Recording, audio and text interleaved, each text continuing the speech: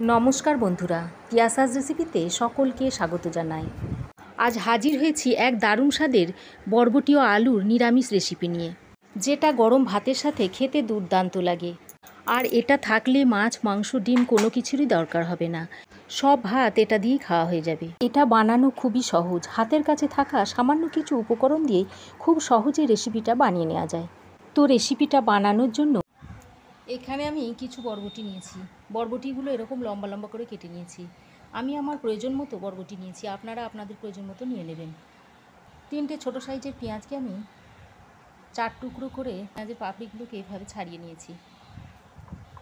আর 2টো medium সাইজের আলু এরকম পাতলা পাতলা করে লম্বা করে টুকরো করে নিয়েছি।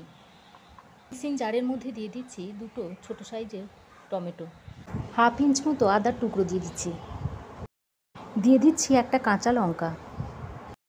এবার সামান্য একটু জল দিয়ে এরকম একটা মিহি পেস্ট তৈরি করে নিয়েছি।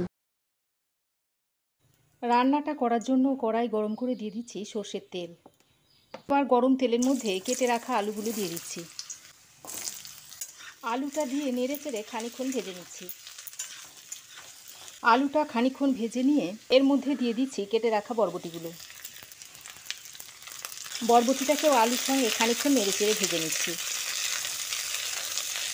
বরবটিটা আলুর সঙ্গে 2-1 মিনিট ভেজে নেওয়ার পর দিয়ে দিচ্ছি পেঁয়াজটা।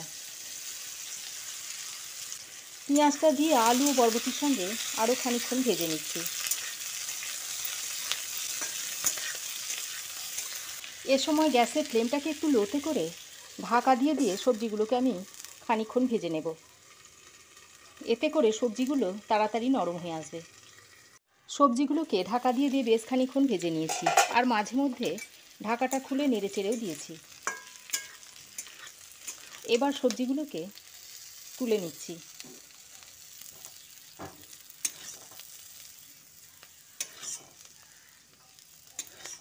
এবার ওই কড়াইতে আরও 1 চামচ সর্ষের তেল দিয়ে দিচ্ছি। এবার ওই তেলের মধ্যে দিয়ে দিচ্ছি 1/2 চামচ কালো জিরে, আর একটা শুকনো লঙ্কা ফাটিয়ে দিয়ে দিচ্ছি। তারপর ফোড়নটা কয়েক সেকেন্ড ভেজে নিয়ে এর মধ্যে 6-7 কোয়া রসুন থেতো করে দিয়ে দিচ্ছি। রসুনটা দিয়ে তেলের সঙ্গে ভালো করে নেড়ে চেড়ে নিচ্ছি। রসুনে হালকা রং ধরলে এর মধ্যে দিয়ে দিচ্ছি আদা, টমেটো, কাঁচা লঙ্কার পেস্টটা। আদা, টমেটো, কাঁচা লঙ্কাটা দিয়ে একবার ভালো করে নেড়ে চেড়ে নিচ্ছি।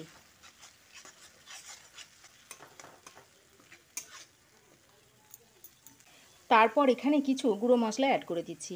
দিয়ে দিচ্ছি সামান্য একটু জিরে গুঁড়ো, দিচ্ছি অল্প ধনে গুঁড়ো, আর 1/2 চামচ দিয়ে দিচ্ছি লাল লঙ্কার গুঁড়ো। এই রান্নাটাতে আমি হলুদের ব্যবহার করছি না, হলুদ ছাড়াও রান্নাটা দেখতে ভালোই লাগে। এবার মশলাটাকে নেড়ে চেড়ে ভালো করে কষিয়ে নিতে হবে।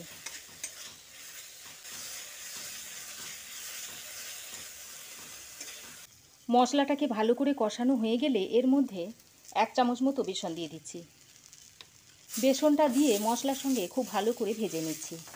এতে করে বেসনের কাঁচা গন্ধটা চলে যাবে, আর বেসনটা দেওয়ার কারণে খুব গাঢ় হবে, খেতে খুব ভালো লাগবে। বেসনটা দিয়ে খানিকক্ষণ কষিয়ে নেওয়ার পর এবার এর মধ্যে সামান্য পরিমাণে জল দিয়ে দিচ্ছি। এবার জলটা দিয়ে মশলার সঙ্গে খুব ভালো করে মিশিয়ে দিচ্ছি। জল দিয়ে মশলাটাকে ভালো করে মিশিয়ে নেওয়া হয়ে গেলে এর মধ্যে ভেজে রাখা আলু, বরবটি ও পেঁয়াজটা দিয়ে দিচ্ছি। আলু, বরবটি ও পেঁয়াজটা দিয়ে মশলার সঙ্গে ভালো করে মিশিয়ে নিচ্ছি।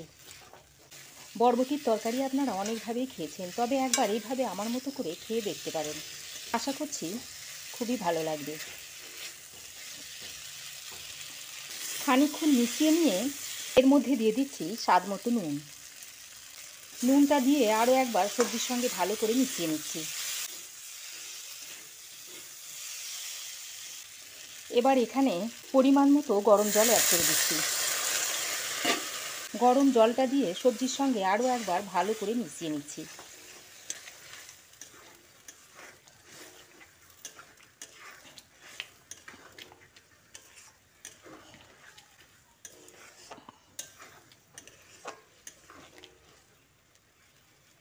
এবার ঢাকা দিয়ে আলুটা সেদ্ধ হওয়া পর্যন্ত অপেক্ষা করছি। প্রায় 5-6 মিনিট ঢাকা দিয়ে রান্না করে নেওয়ার পর দেখুন আলুগুলো সেদ্ধ হয়ে গেছে, আর বরবটি তো তাড়াতাড়ি সেদ্ধ হয়ে যায়।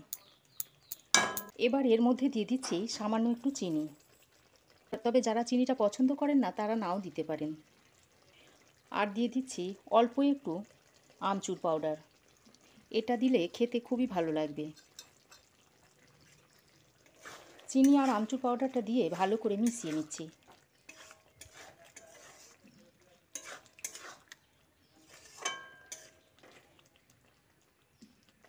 এবার সব শেষে অল্প একটু গরম মশলার গুঁড়ো আর কিছু ধনেপাতা ছড়িয়ে দিচ্ছি, দিয়ে ভালো করে মিশিয়ে দিচ্ছি।